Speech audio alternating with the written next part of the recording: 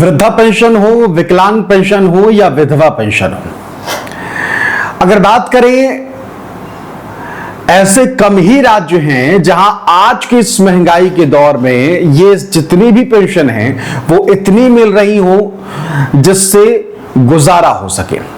मैं आपको आगे वो आंकड़े भी दिखाऊंगा कि भाई किस राज्य में, किस स्टेट में कितनी पेंशन जो है वो दी जाती है।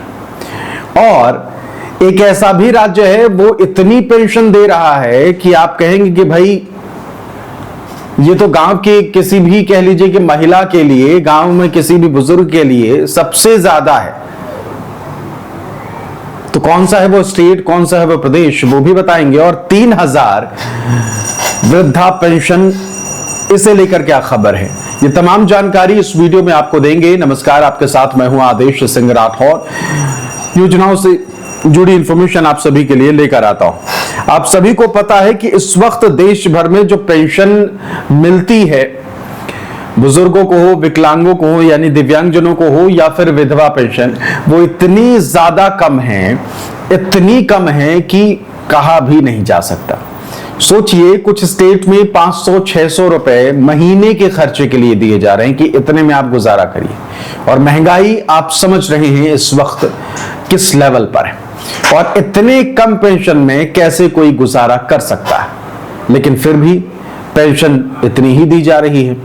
और क्या पेंशन में बढ़ोतरी अब होने जा रही है, पेंशन में बढ़ोतरी की क्या गुंजाइश है, क्या खबर है, ये भी आपको बताएंगे।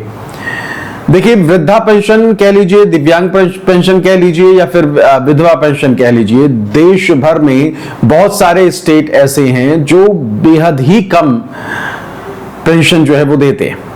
और कुछ चुनिंदा, कह लीजिए कि कहते हैं ना कि भाई चुनिंदा लाखों में एक वाला मामला, वो स्टेट भी है जो ठीक ठाक दे रहा है जिससे कि गुजारा हो सके किसी भी एक, कह लीजिए कि पेंशनधारी का। और बीच बीच में पेंशन को लेकर आप ये भी प्रूव करिए कि आप जिंदा है या नहीं।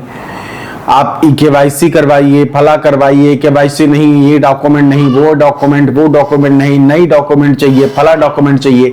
इस तरीके की चीजें जो है वो बीच बीच में होती रहती है।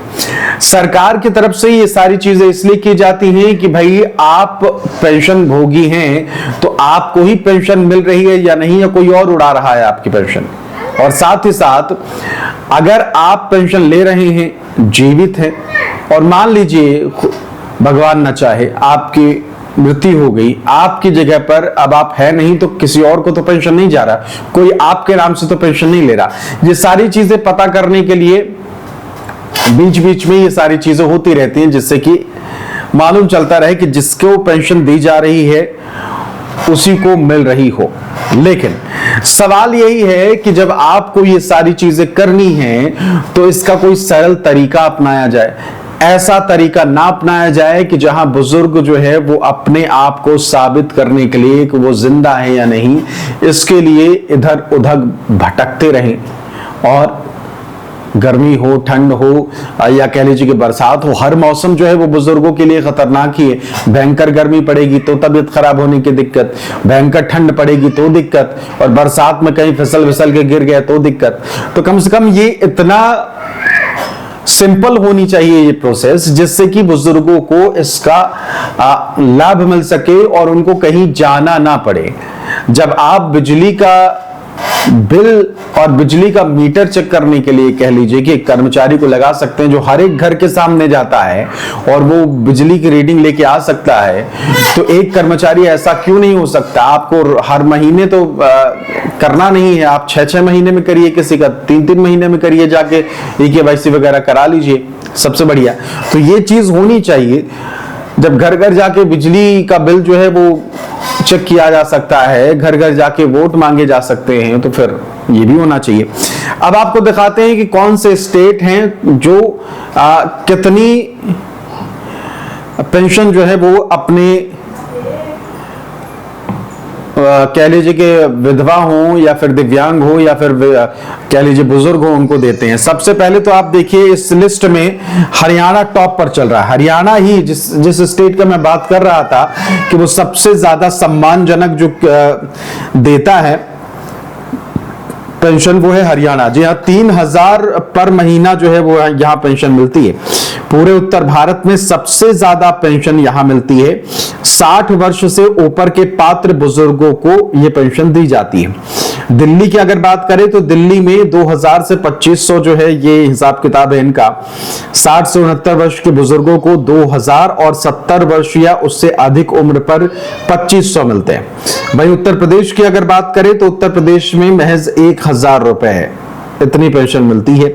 60 वर्ष से अधिक उम्र के गरीबी रेखा वाले यानी बीपीएल या अन्य आय सीमा के नीचे वाले बुजुर्गों को 1000 महीना मिलता है, जो हर 3 महीने में 3000 एक साथ ट्रांसफर होते हैं। ठीक है। राजस्थान की अगर बात करें तो 1150 रुपए, बजट में न्यूनतम पेंशन बढ़ाकर 1150 की गई है। इसमें हर साल 15% बढ़ोतरी की जाती है। मध्य प्रदेश देख लीजिए, अब मध्य प्रदेश का देख लीजिए, 600 रुपए मात्र। सामाजिक सुरक्षा पेंशन योजना के तहत निशक्त जनों को 600 रुपए महीना मिलता है, जिसमें केंद्र का 200 और 300 हिस्सा है और बाकी राज्य सरकार देती है। बिहार की अगर बात करें तो 400 से 500 रुपए। देखिए, मुख्यमंत्री वृद्धाजन पेंशन योजना के तहत 60 से 79 वर्ष के बुजुर्गों को 400 और 80 वर्ष से ऊपर वालों को 500 रुपए मिलते हैं। इस योजना में कोई आय सीमा नहीं है। उत्तराखंड की अगर बात करें तो 1500। पात्र वरिष्ठ नागरिकों को हर महीने 1500 की वित्तीय सहायता दी जाती है। हिमाचल प्रदेश की अगर बात करें तो 1000 से 1500।